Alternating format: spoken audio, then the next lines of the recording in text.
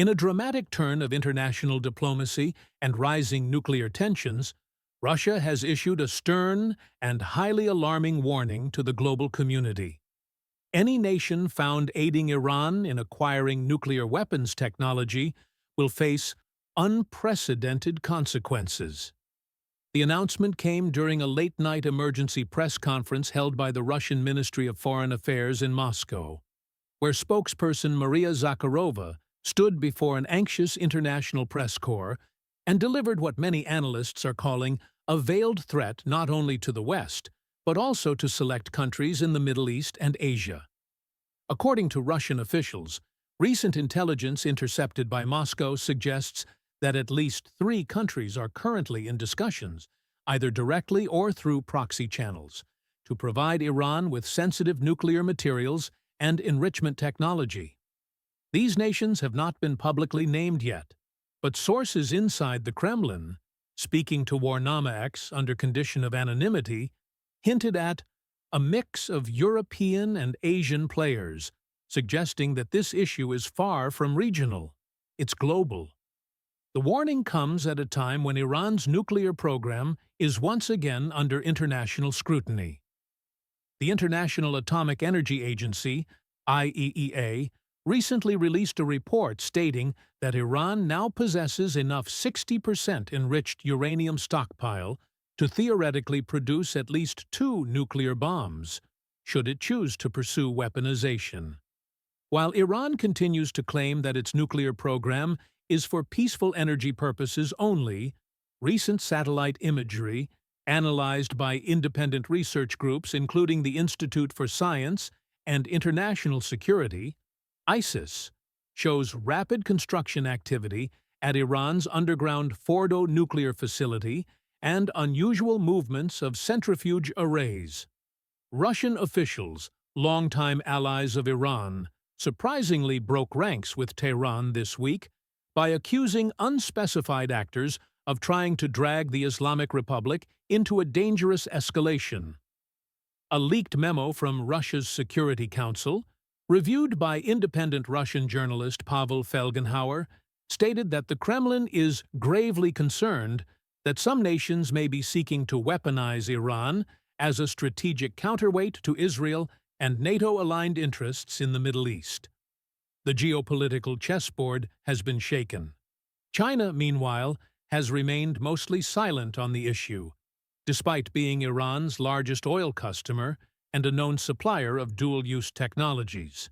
However, Chinese diplomats have been seen shuttling between Moscow and Tehran in the past 72 hours, raising speculation that Beijing may be trying to calm tensions behind the scenes.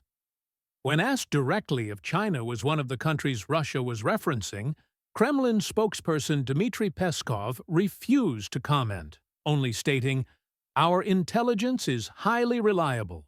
We are observing the situation very carefully." On the other hand, U.S. officials have responded sharply.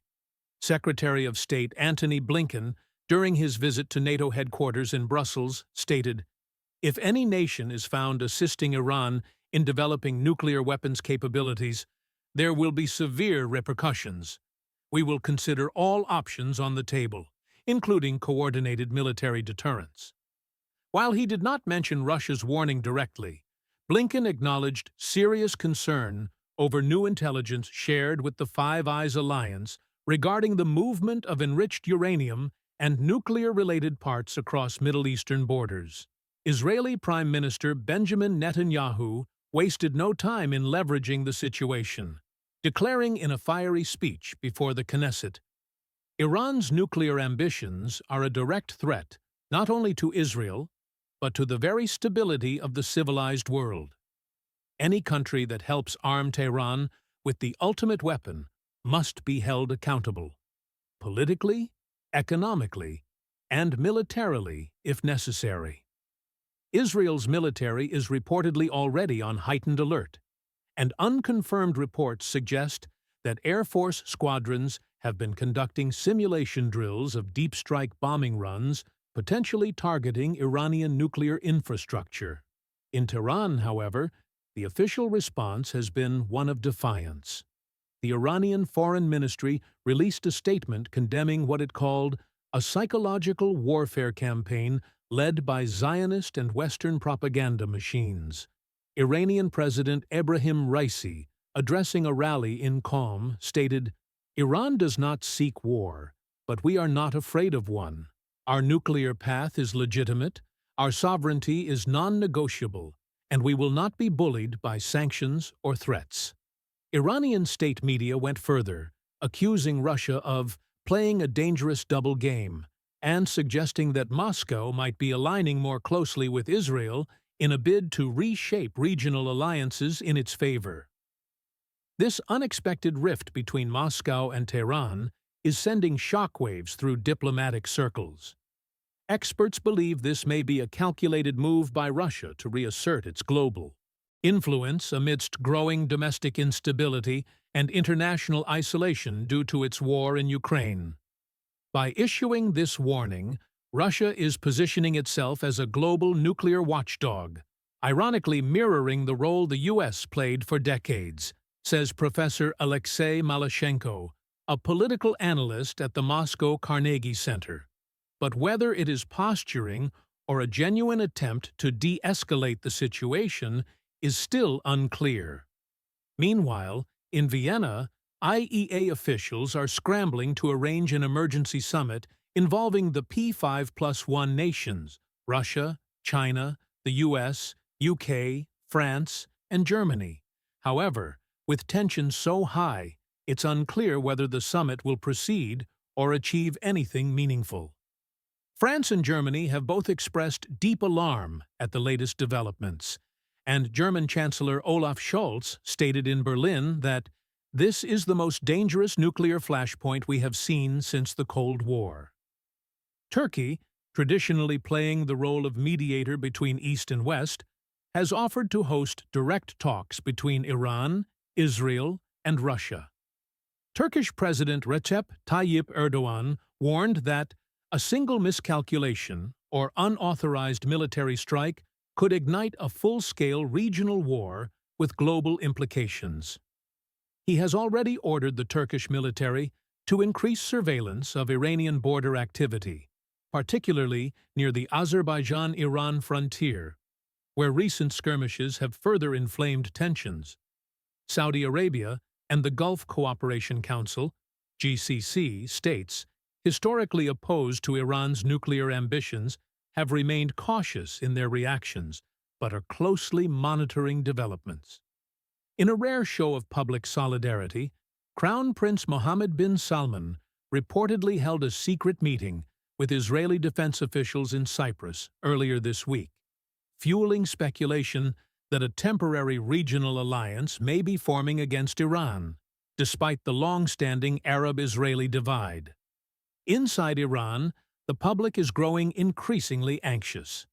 Social media platforms like X, formerly Twitter, and Telegram are flooded with speculation, fear, and fake news.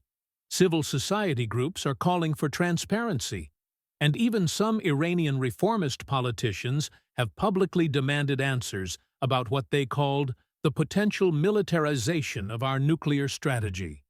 Iran's Revolutionary Guard, meanwhile, remains tight-lipped, but has launched a massive public relations campaign, emphasizing national unity and resistance. The United Nations Security Council is set to convene in an emergency session within the next 48 hours, where both Russia and the U.S. are expected to present conflicting evidence and push for resolutions that suit their strategic narratives. With veto power in play and trust at an all-time low, the likelihood of any consensus remains slim. In the shadow of this unfolding crisis, one question looms large. Will the world allow another nuclear power to emerge in the Middle East? And if not, at what cost will that prevention come? The days ahead are likely to be pivotal. Global markets have already begun reacting, with oil prices spiking above $100 per barrel for the first time in nearly 2 years. Defense contractors are reporting a surge in contracts and equipment orders from Gulf nations. And cyber defense firms are warning of possible state-backed attacks as part of broader hybrid warfare strategies. As the situation develops, one thing is certain: Russia's warning has dramatically escalated what was already a volatile and complex issue.